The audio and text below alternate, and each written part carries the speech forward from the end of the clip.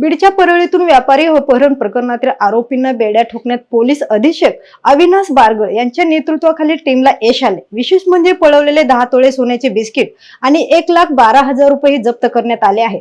तसेच गुन्ह्यासाठी वापरलेली गाडी आणि एक गावठी कट्टाही जप्त करण्यात आल्याची माहिती पोलिसांनी पत्रकार परिषदेत दिली।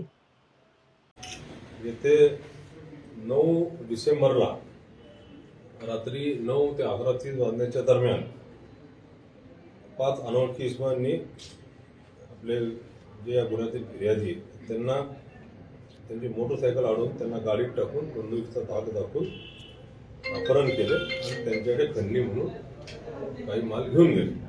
तर या गुन्ह्याचं या परळीसारख्या शहरात अशा प्रकारचे गुन्हा घडणं म्हणजे ही फार गंभीर घटना होती। याचा त्वरित पोलीस प्रशासनाने तत्काळ गंभीर दखल घेऊन याचा तपास सुरू केला। सदरचा तपास हा PI संभाजीनगर श्री ढोणे यांच्याकडे सोपवण्यात आला आणि त्यांनी त्वरित तपासाची चक्रे फिरवून अतिशय कौशल्यपूर्ण पद्धतीने या गुन्ह्याची उकल केली आणि त्यातील मुद्देमाल रिकव्हर केलेला आहे आणि सर्व आरोपींनाही त्यांनी अटक केलेली आहे।